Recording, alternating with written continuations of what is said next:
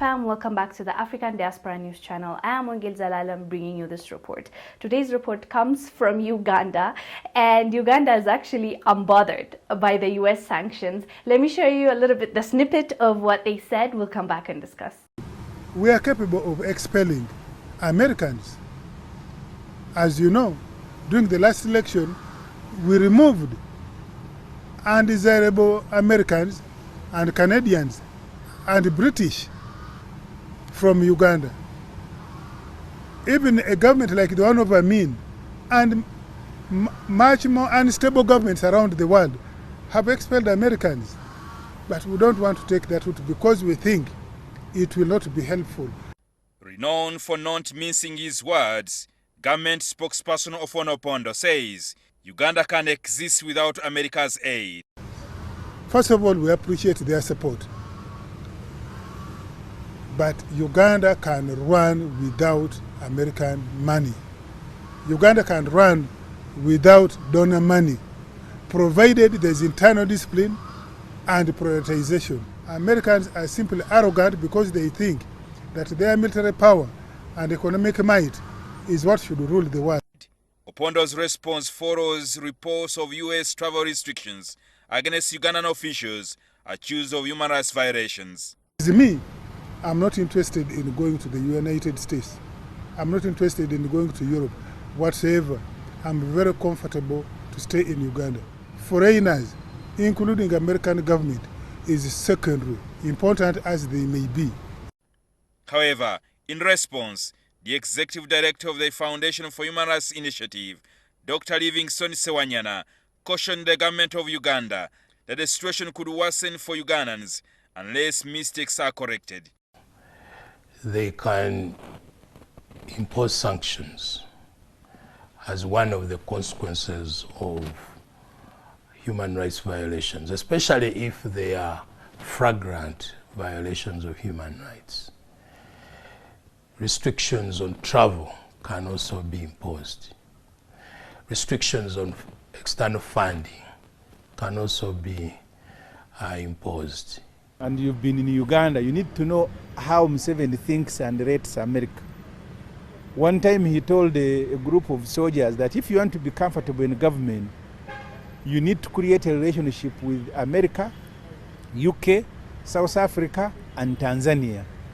Those are the 4 countries that Museveni chose to speak about. However, the restrictions known to access American visas does not mention names of the alleged officials.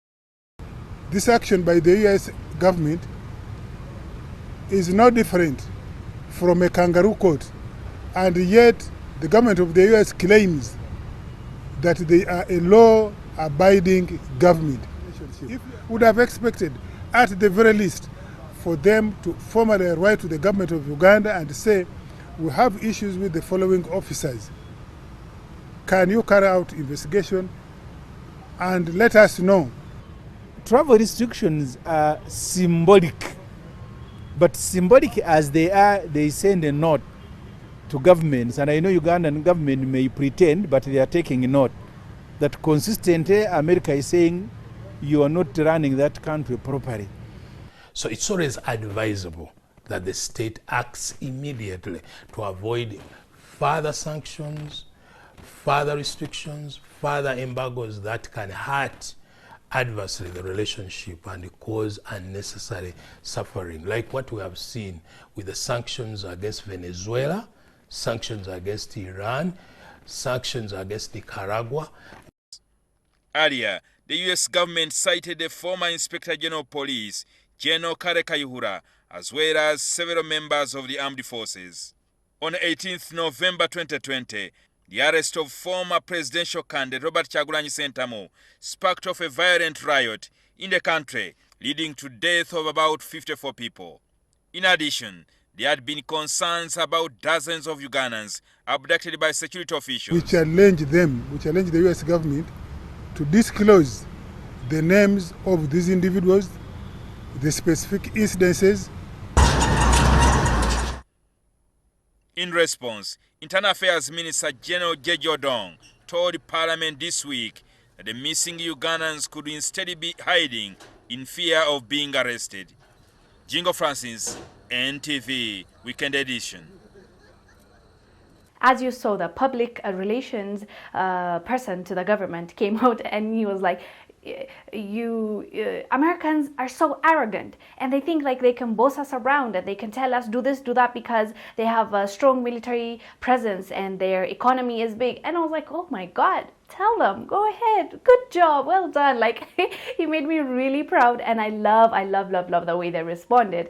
It's something that we should all appreciate. Like, it's usually like a begging. Remember when Nigeria, there was that sanction for travel, Buhari, they were literally begging for that not to happen, and I understand why they wanted to beg, because like of the situation and what it would mean for Nigeria.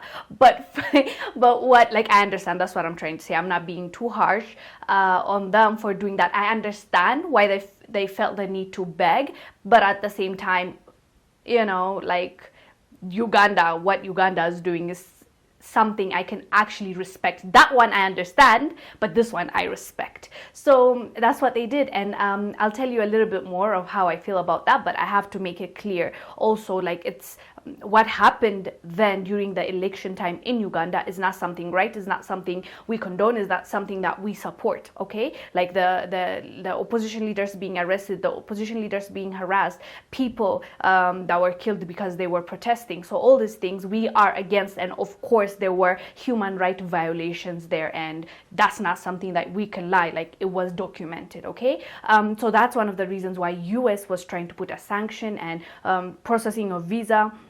So they were trying to, you know, make it harder for Ugandans to get visa, and they wanted to hold that up. So that's why Ugandan government was so pissed. They came out and said, like, we do not care. We don't care what you're going to tell us. We're going to do it our way.